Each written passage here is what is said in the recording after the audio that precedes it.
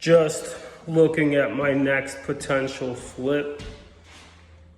Floors are even, so I guess we can make that work. Maybe I could turn this big area into a bedroom. Cool thing about all these houses is there's always something different, always something new, and always stuff you don't see coming, right? That would either need to be fixed, renovated, upgraded.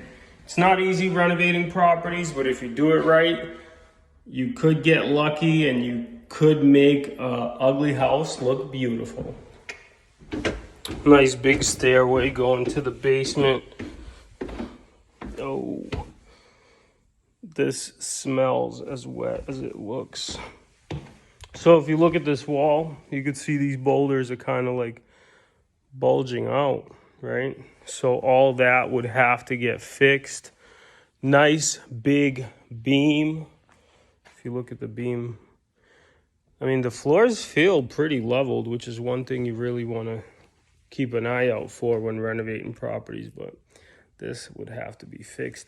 And maybe then I could close it and make it a living space.